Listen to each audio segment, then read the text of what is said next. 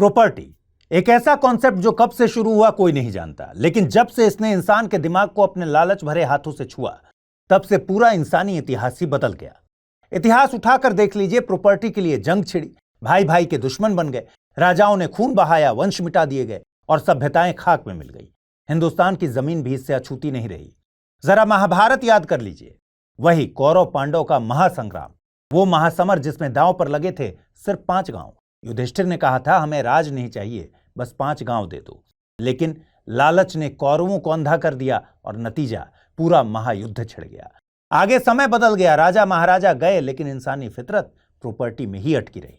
अब इसी प्रॉपर्टी के मसले पर नया विवाद है वक्फ और वक्फ पर बने नए कानून का। वक्फ एक ऐसी प्रॉपर्टी है जिसका मालिक खुदा और जिसका रखवाला एक बोर्ड है। कहने को तो वक्फ का मतलब है भलाई के लिए दान दी गई प्रॉपर्टी। मकसद नेक था कि समाज का भला हो, मजलूमों की मदद हो, मस्जिद, मकबरे, कब्रिस्तान या स्कूल बने। लेकिन जैसे ही प्रॉपर्टी का सवाल आता है, इंसानी दिमाग में खेल शुरू हो जाता है। आज वक्फ बोर्ड की फाइलों में 8 लाख से ज्यादा प्रॉपर्टी दर्ज है, पूरी दुनिया में सबसे ज्यादा। इसकी कीमत 1 लाख करोड़ से ज्यादा की है। लेकिन वक्फ की जमीनें इलीगली बेची भी जा रही हैं, कहीं कब्जा भी हो रहा है। वक्फ से जिसको फायदा मिलना था वो बस मुंह ताक रहा है और मलाई कोई और खा रहा है। ये दुनिया का 8वां अजूबा ही है कि साल भर में 12,000 करोड़ रुपए पैदा करने की ताकत रखने वाला वक्फ सिस्टम सिर्फ 160 करोड़ रुपए सालाना कमा रहा है।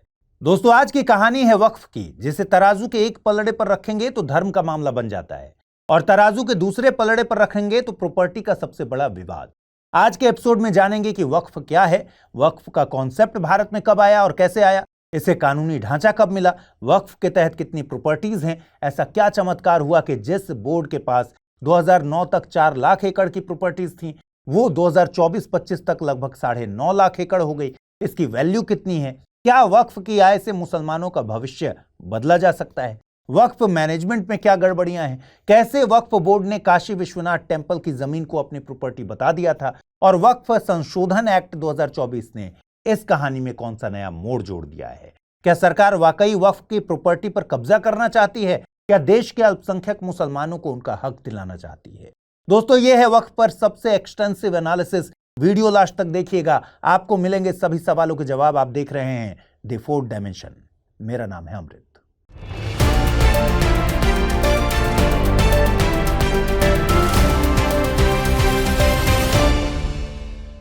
अगर आप आईएएस की तैयारी करते हैं तो आपके पास है एक सुनहरा मौका। आईएएस की संपूर्ण तैयारी को ध्यान में रखकर स्टडी IQ लेकर आया है नया फाउंडेशन कोर्स, जिसमें आपको कराई जाएगी प्रीलिम्स से लेकर इंटरव्यू तक की पूरी तैयारी। फाउंडेशन कोर्स में आपको 1000 घंटों से ज्यादा की live classes, 1-to-1 mentorship, daily current affairs, test series, CSAT की क्लासेस, प्रीलिम्स और मेंस रेजिडेंशियल प्रोग्राम और इंटरव्यू गाइडेंस प्रोग्राम तो मिलता ही है। साथ ही सबसे बड़ी सुविधा के तौर पर आपको मिलती है प्रीलिम्स पास करने पर पूरी फीस वापस की गारंटी। इसके अलावा टेस्ट में टॉप करने पर आपको हर महीने मिलेगा 11,000 रुपीज जीतने का मौका। तो तुरंत कीजिए अमृत लाइव कोड का यूज और जुड़िए सबसे कम प्राइस में हमारे बैच के गोल्ड, प्लैटिनम और डायमंड प्लान के साथ। अगर फिर भी कुछ कंफ्यूजन हो तो डिस्क्रिप्शन में दिए गए लिंक पर क्लिक कर दीजिए या फिर amrit@studiiq.com पर मुझे मेल कर दीजिए। वक्फ को बेहतर तरीके से समझने से पहले यह तस्वीर देखिए।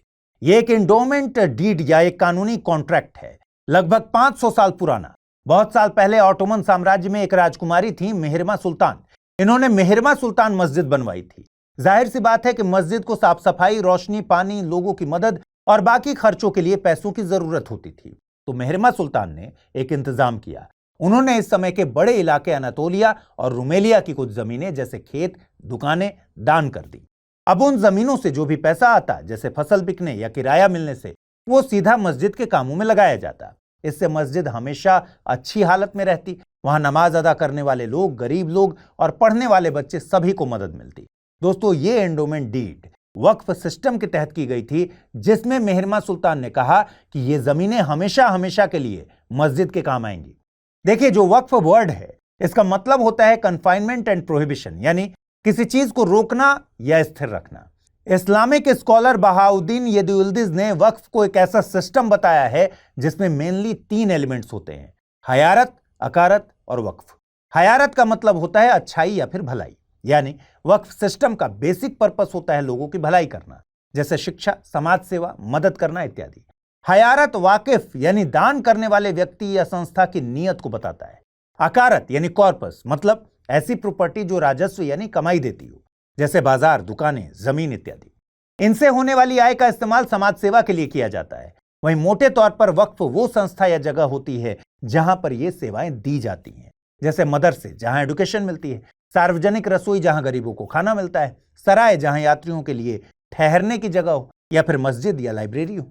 ये सारी संस्थाएं समाज को फायदा पहुंचाने के लिए बनाई जाती हैं। कुल मिलाकर बात यह है कि वक्फ सिस्टम प्रॉपर्टी से जुड़ा हुआ है।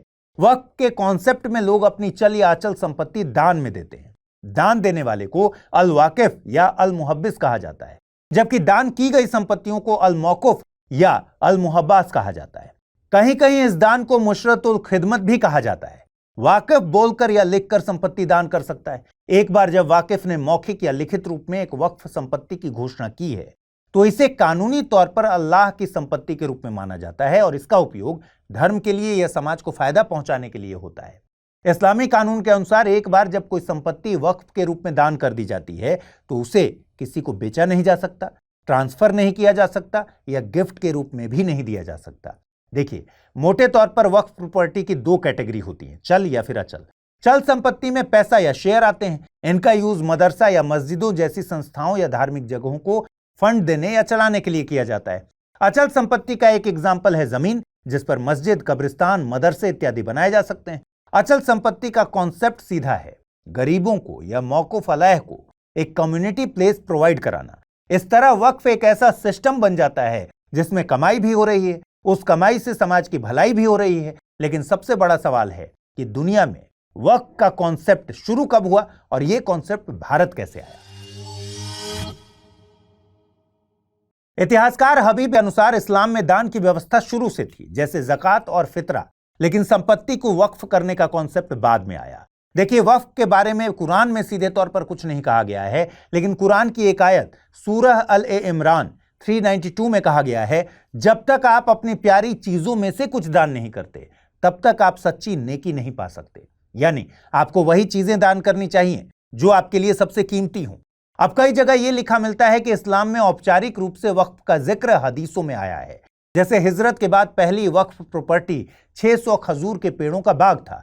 उस बाग से जो भी खजूर मिलते थे उनकी कमाई मदीना के गरीबों के खाने पर खर्च होती थी।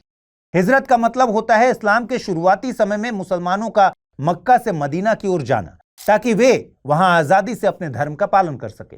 हालांकि दुनिया के सबसे पुराने ज्ञात वक्फ रिकॉर्ड्स, जिनको वक्फिया कहा जाता था, 9वीं और 10वीं शताब्दी के हैं।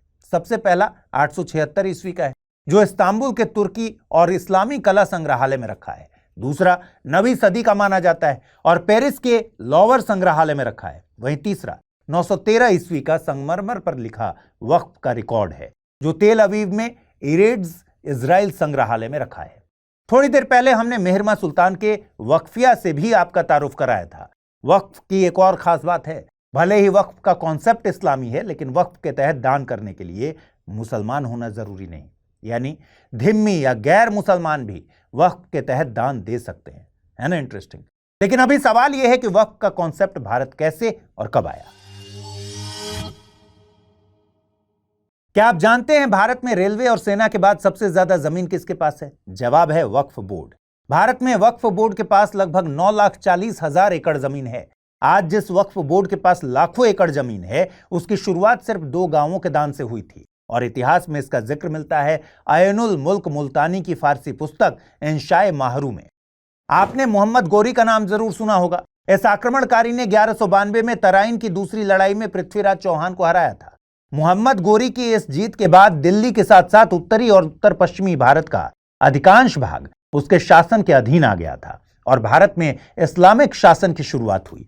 ऐनुल मुल्क मुल्तानी की इंशाए माहरू के अनुसार मोहम्मद गोरी ने तराइन के युद्ध से पहले ही 1185 में मुल्तान की जामा मस्जिद को 2 गांव दान दिए थे और उनका प्रबंधन शेख अल इस्लाम को सौंप दिया। यह गोरी का पहला वक्फ दान था। इतिहासकार विपुल सिंह अपनी किताब इंटरप्रेटिंग मेडिवल इंडिया में लिखते हैं कि मोहम्मद गोरी ने मस्जिदों, मदरसों, दरगाहों और अन्य सामुदायिक कल्याण संस्थानों को भी मदद दी थी। फिर गोरी की मौत के बाद उसके गुलामों ने उसके राज्य की कमान संभाली और गुलाम वंश की शुरुआत की। इस वंश के मुस्लिम शासकों ने भी वक्फ को जारी रखा। जैसे बदायूं में शमसी मस्जिद, जिसको इल्तुतमिश के शासनकाल के दौरान बनवाया गया था, और लाहौर में सुल्तान कुतुबुद्दीन का मकबरा, दोनों के रखरखाव के लिए वक्फ प्रॉपर्टी का सहारा लिया जाता था। कुल मिलाकर समय के साथ दिल्ली की गद्दी पर बैठने वाले सुल्तानों ने इस वक्फ व्यवस्था को इंस्टीट्यूशनल बना दिया और जमीन को वक्फ संपत्ति के रूप में बदलना तेजी से शुरू हुआ। इसके बाद मोहम्मद बिन तुगलक जैसे सुल्तानों ने न केवल मौजूदा वक्फ को बनाए रखा, बल्कि नए वक्फ भी स्थापित किए। वक्फ से प्राप्त कमाई से हौज यानी जलाशय, मदरसे, सड़कें और सराय जैसी सार्वजनिक सुविधाओं को बनाया गया और रखरखाव भी किया गया। 14वीं सदी के एक विद्वान जियाउद्दीन बर्नी ने अपनी किताब तारीखे फिरोजशाही में लिखा है कि सुल्तान जब भी किसी मकबरे के रखरखाव या मरम्मत के लिए गांव या जमीन देते थे तो वो वक्फ के जरिए ही देते थे। अमीर अफाक अहमद फैजी के अनुसार बदायूं में मीरान मुलहिम की कब्र, बेलग्राम में ख्वाजा मजदुद्दीन की कब्र, गोपामन के अजमत टोला में लाल पीर की दरगाह, बदायूं में बिलसी रोड पर कब्रिस्तान और उन्नाव के आसीवन में गंजे शहीदान भारत में सबसे पुरानी वक्फ संपत्तियों के उदाहरण हैं। देखिए, वक्फ का कॉन्सेप्ट अपने आप में एक इंपॉर्टेंट कॉन्सेप्ट था, लेकिन उससे कहीं ज्यादा इंपॉर्टेंट था वक्फ का मैनेजमेंट। दिल्ली सल्तनत के समय वक्फ की देखभाल बहुत जरूरी मानी जाती थी। यहां तक कि उस समय के सबसे बड़े मंत्री, जिनको दीवाने वजारत कहते थे, वही वक्फ की देखभाल करते थे। ये मंत्री सीधे सुल्तान से बात कर सकते थे, जिससे पता चलता है कि वक्फ की कितनी अहमियत थी। हालांकि उस समय न्याय और धर्म से जुड़े मामलों के अधिकारी, जिन्हें दीवाने रसालत कहते थे, वे भी वक्फ की संपत्तियों की देखरेख करने वाले हाई लेवल के अधिकारी हुआ करते थे। मध्यकालीन समय में वक्फ का प्रबंधन स्थानीय स्तर पर होता था, लेकिन यह बहुत ऑर्गेनाइज्ड था। वक्फ के मैनेजमेंट में एक और इंपॉर्टेंट कड़ी हुआ करते थे। इनको मुतवल्ली, नाजिर या फिर हय्यम कहा जाता था। ये एक प्रकार से मैनेजर या लोकल ट्रस्टी थे। ये रोजमर्रा के काम संभालते थे। वहीं सदर उस सुदूर और काजी जैसे बड़े अधिकारी ये ध्यान रखते थे कि वक्फ का काम इस्लामी कानून के अनुसार हो रहा है या नहीं, कहीं कोई गड़बड़ी तो नहीं हो रही। अगर कभी वक्फ की संपत्तियों का गलत तरीके से इस्तेमाल होने लगे तो शासक खुद भी दखल देते थे। जैसे अलाउद्दीन खिलजी ने जब देखा कि नए ट्रस्टी या देखरेख करने वाले अपने काम में लापरवाही कर रहे हैं, तो उन्होंने पुराने ट्रस्टियों को वापस नियुक्त कर दिया और वक्फ की हालत सुधारने के लिए कई अच्छे कदम उठाए। दिल्ली के लोधी शासकों का पतन पानीपत की लड़ाई में बाबर की जीत के साथ हुआ था। उसने भारत में मुगल साम्राज्य की नींव रखी। हालांकि मुगलों के दौर में भी वक्फ का काफी विकास हुआ। बादशाह अकबर और शाहजहां जैसे शासकों ने वक्फ के जरिए बड़ी बड़ी जमीनें और संपत्तियां दान में दी। अकबर ने लखनऊ का फरंगी महल वक्फ किया था। वहीं शाहजहां ने ताजमहल के लिए वक्फ की संपत्तियों का सहारा लिया। इतिहासकार आमिर आफाक अहमद फैजी के मुताबिक 17वीं सदी में ताजमहल के निर्माण में लगभग 30 गांवों और एक परगना की वक्फ संपत्ति का योगदान था। यानी ताजमहल की फंडिंग का एक बड़ा हिस्सा भी वक्फ की प्रॉपर्टी से ही आया था। अब एक समय ऐसा भी आया जब मुगलों के दौर में धीरे धीरे मुस्लिम समुदाय गांवों में बसने लगे।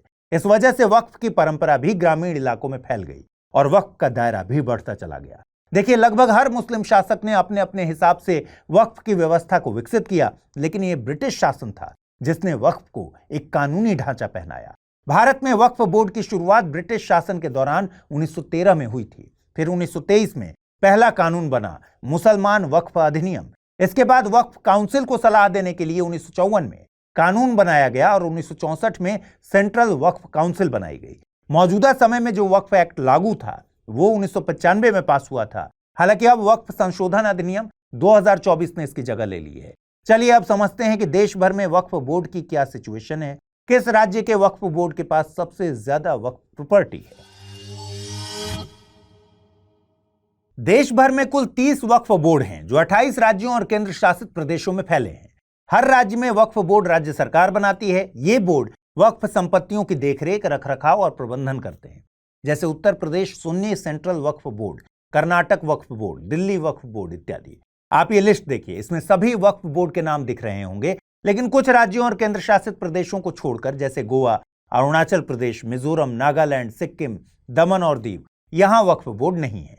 वहीं जम्मू कश्मीर में वक्फ एक्ट 1995 लागू नहीं है। एक चीज और है, अगर किसी राज्य में 15% से ज्यादा वक्फ संपत्ति शिया समुदाय की हो तो वहां अलग शिया वक्फ बोर्ड भी बनाया जाता है। इसके अलावा एक केंद्रीय वक्फ परिषद भी होती है। यह एक सरकारी संस्था है जो भारत सरकार के अल्पसंख्यक मामलों के मंत्रालय के अंदर आती है। इसे 1964 में बनाया गया था ताकि यह वक्फ बोर्डों की मदद कर सके और सरकार को सलाह दे सके कि वक्फ की संपत्तियों का सही तरीके से कैसे देखभाल हो। इसके अध्यक्ष वही होते हैं जो भारत के अल्पसंख्यक मामलों के मंत्री होते हैं। अभी श्री मुख्तार अब्बास नकवी इसके अध्यक्ष हैं। आगे हम बताएंगे कि भारत में वक्फ बोर्ड के पास कितनी संपत्तियां हैं और इनका इस्तेमाल कहां कहां हो रहा है। देखिए, भारत में वक्फ बोर्ड के पास जितनी संपत्तियां हैं वो आंकड़े आपको चौंका सकते हैं। आप स्क्रीन पर Waqf assets management system of India की वेबसाइट देख पा रहे होंगे। देखिए, इसमें दिख रहा है कि पूरे देश में वक्फ बोर्ड के पास कुल 3,56,350 वक्फ एस्टेट्स हैं। यहां एस्टेट का मतलब है प्रॉपर्टीज का ग्रुप। जैसे 10 दुकानें एक साथ हैं तो एक एस्टेट्स माना जाएगा। इसके अलावा अगर बात करें अचल संपत्ति की तो यह नंबर 8,72,804 तक पहुंच जाता है। अब अगर स्टेट वाइज नजर डालेंगे तो उत्तर प्रदेश सबसे आगे है, जहां वक्फ बोर्ड के पास 2,17,161 अचल संपत्तियां दर्ज हैं। इसके बाद पश्चिम बंगाल और महाराष्ट्र जैसे राज्य हैं। वहीं चल संपत्तियों की बात करें तो तमिलनाडु टॉप पर है, जहां 8,605 चल संपत्तियां हैं। गुजरात भी पीछे नहीं है, वहां 5,418 चल संपत्तियां दर्ज हैं। आप अगर उत्तर प्रदेश की वक्फ प्रॉपर्टीज के नंबर को कम समझ रहे हैं तो एक बार यहां भी नजर डालिए। पूरे पाकिस्तान में 1,50,000 वक्फ प्रॉपर्टीज हैं। सऊदी में 33,000 हैं, मलेशिया में 13,000, मिस्र में 8,000, इंडोनेशिया में 48,000 और तुर्की में 52,000 वक्फ प्रॉपर्टीज हैं। यानी भारत की कुल वक्फ प्रॉपर्टीज इन सभी देशों की कुल वक्फ प्रॉपर्टीज से कहीं ज्यादा है। क्लियरली भारत में वक्फ प्रॉपर्टीज का स्केल बहुत बड़ा है, लेकिन एक सवाल यह भी मन में आता है कि आखिर वक्फ की लाखों एकड़ जमीन कैसे इस्तेमाल होती है। इसके लिए ये ग्राफ देखिए। सबसे ज्यादा प्रॉपर्टीज कब्रिस्तान कैटेगरी में आती हैं, जिनकी संख्या लगभग 1.5 लाख है।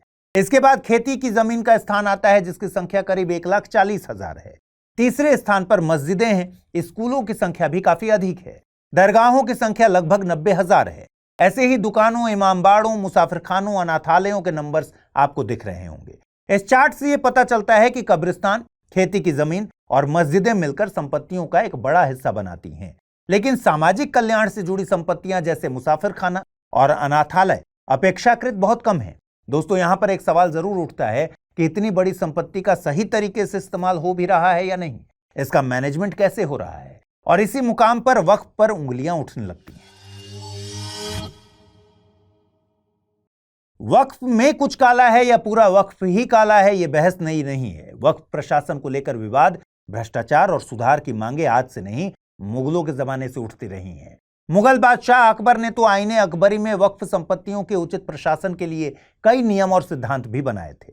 सर सैयद अहमद खान जैसे सुधारकों ने 1887 में ही वक्फ प्रशासन में सुधार की आवाज उठाई थी। ये तो खैर बहुत पुरानी बात थी, लेकिन आजादी के 15 साल पहले एक रिपोर्ट ने वक्फ प्रशासन को बड़ी बेदर्दी से बेनकाब किया था। ये थी Sanyukt Prant Muslim public and charitable Waqf committee की 1932 की एक रिपोर्ट।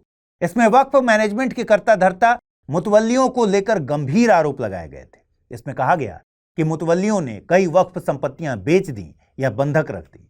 मुतवल्लियों के द्वारा वक्फ की कमाई पर्सनल यूज में खर्च हुई, न कि धार्मिक और सार्वजनिक हितों में। इतना ही नहीं, कई मुतवल्ली वक्फ संपत्ति को अपनी प्राइवेट प्रॉपर्टी ही मानते रहे। रिपोर्ट में यह भी बताया गया कि अकाउंट्स में जालसाजी की गई। बहुत कम मुतवल्ली ऐसे थे जो रेगुलर और सटीक खाते रखते हैं। कुछ तो ऑडिटर को गुमराह करने के लिए दोहरे रिकॉर्ड तक रखते थे। यहां तक कि सर तेज बहादुर सप्रू ने भी कहा था कि वक्फ की 70% कमाई कभी भी वक्फ के सही पर्पस के लिए यूज की ही नहीं गई। इसके अलावा न्यायमूर्ति नियामतुल्लाह और न्यायमूर्ति शाह मोहम्मद सुलेमान जैसी हस्तियों ने यह कहा कि आमतौर पर वक्फ आय का गबन होता है। दोस्तों, ये 1932 की रिपोर्ट लगभग 93 साल पुरानी है, लेकिन इसके आरोप कहीं ना कहीं आज भी रेलेवेंट है। सच्चर कमेटी की रिपोर्ट ने भी यही दोहराया कि वक्फ प्रॉपर्टी के मैनेजमेंट के लिए काबिल मुस्लिम अधिकारियों की भारी कमी है। वक्फ मामलों का मैनेजमेंट तो एक बड़ी समस्या है ही, वक्फ में भ्रष्टाचार भी एक बड़ी समस्या है। आगे देखेंगे कैसे एक पूरा गांव और 1500 साल पुराना मंदिर वक्फ की प्रॉपर्टी बन गया।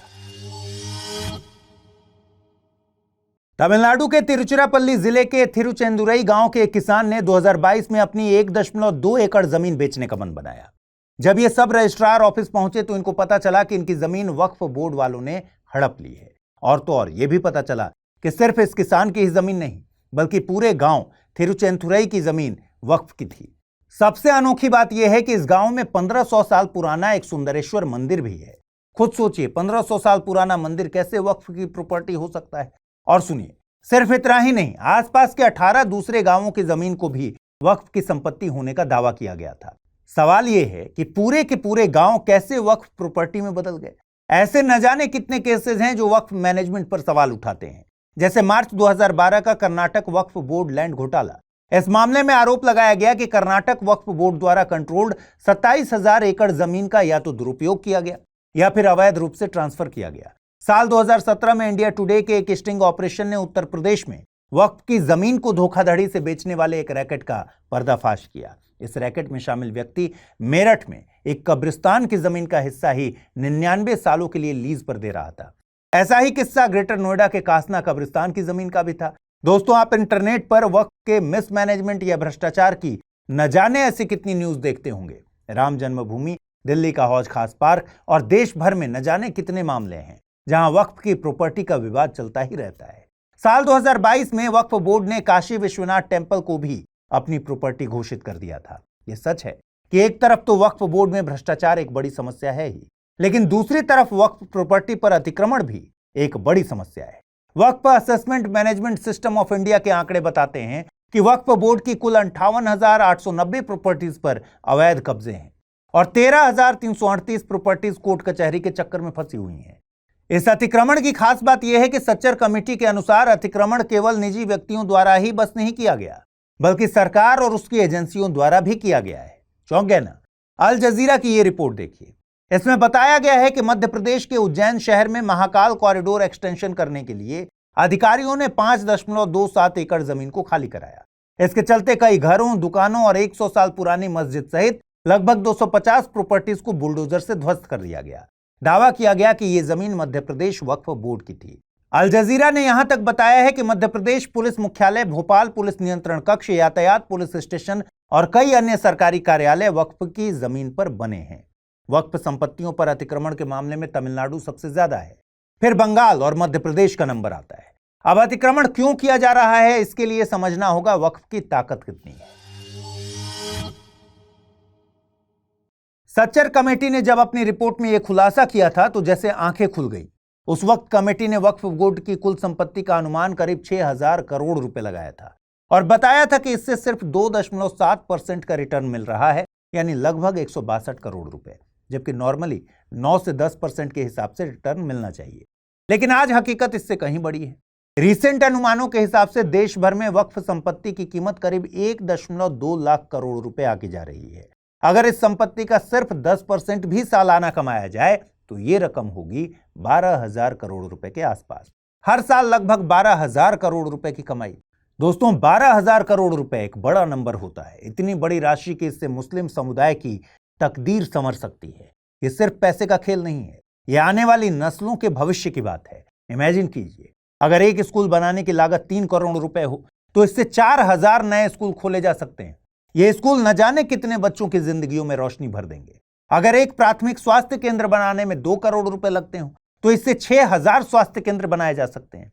ये राशि इतनी बड़ी है कि मुस्लिम समुदाय अपनी खुद की लाडली बहना योजना चला सकता है।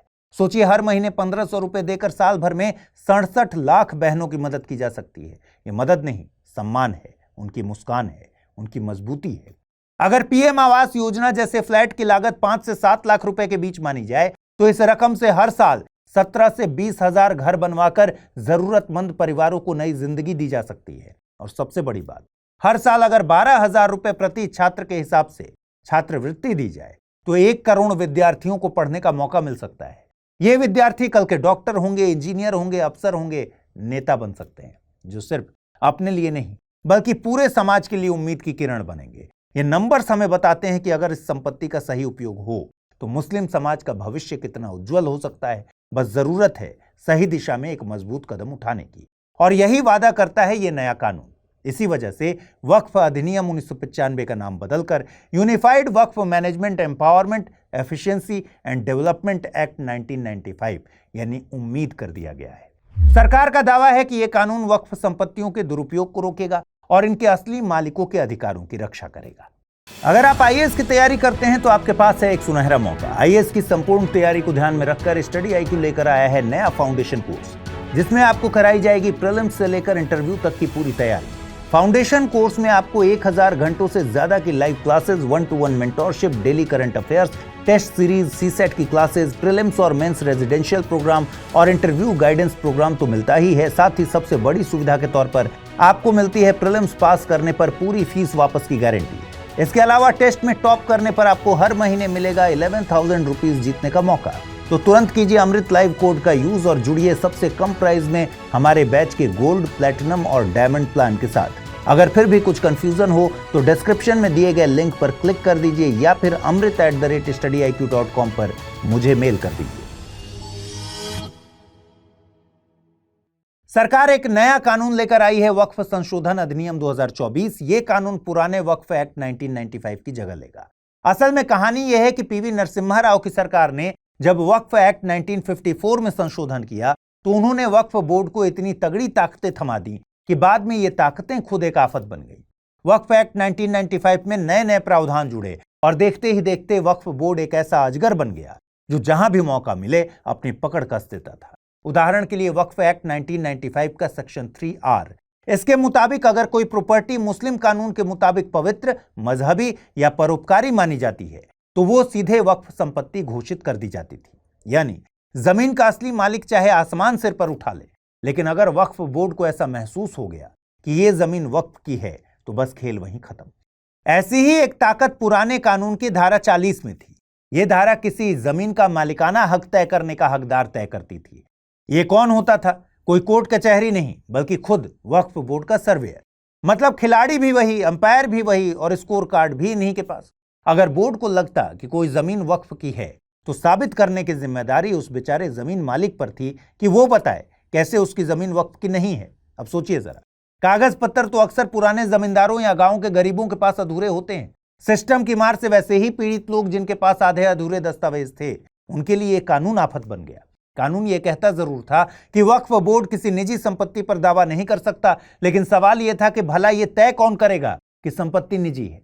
हद यह हो गई कि अगर वक्फ बोर्ड महज अंदाजा भी लगा ले कि कोई जमीन वक्फ की है तो उसे ना कोई सबूत देना पड़ता था, ना कोई दस्तावेज पेश करना पड़ता था। सारी दौड़ भाग कागज और कानूनी पचड़े में फंसना पड़ता था उस गरीब मालिक को जो अपनी पुश्तैनी जमीन बचाने के लिए लड़ रहा होता था। और तो और आप इस जमीन की लड़ाई में हिंदुस्तान की न्यायपालिका का सहारा भी नहीं ले सकते थे। इसी का नतीजा हुआ कि वक्फ बोर्ड से जुड़े कई अफसर और बाबू लोग इस लूपहोल का भरपूर फायदा उठाने लगे।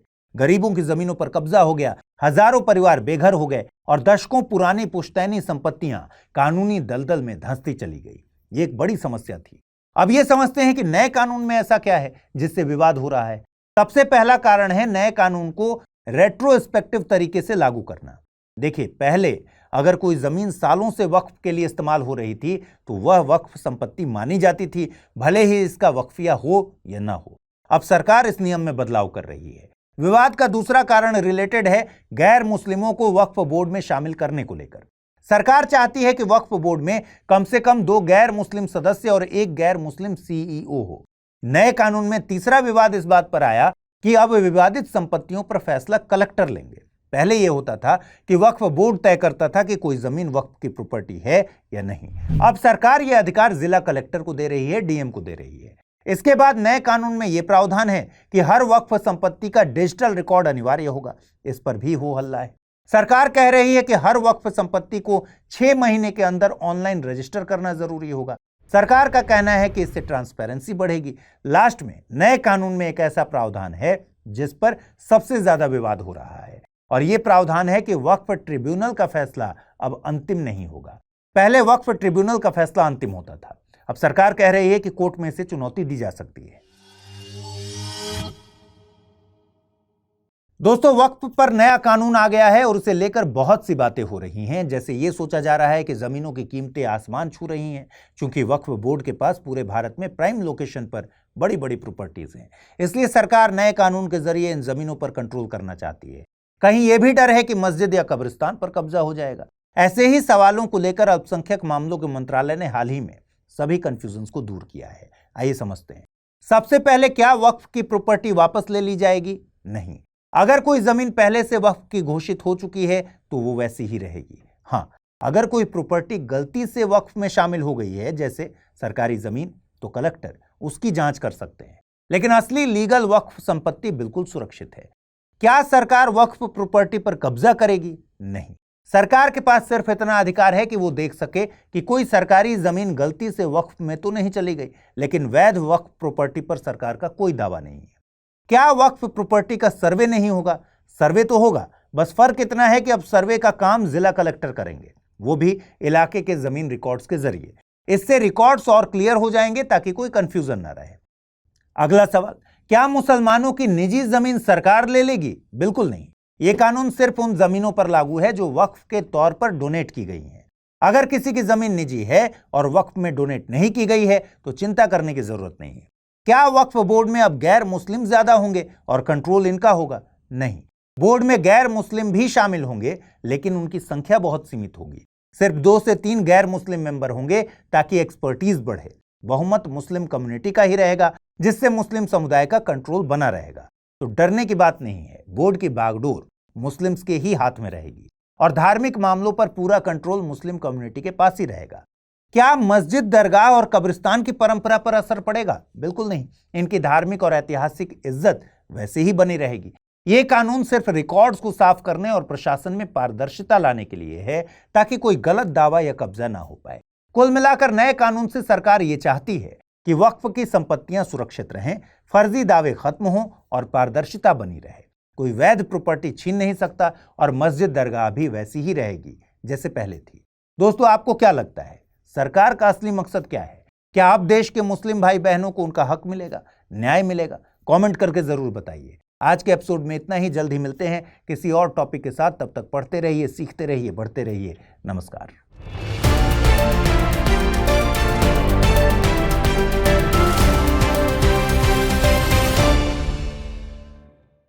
हिंदी में यूपीएससी की तैयारी से संबंधित प्रोग्राम्स को देखने के लिए सब्सक्राइब करें स्टडी IQ IAS हिंदी।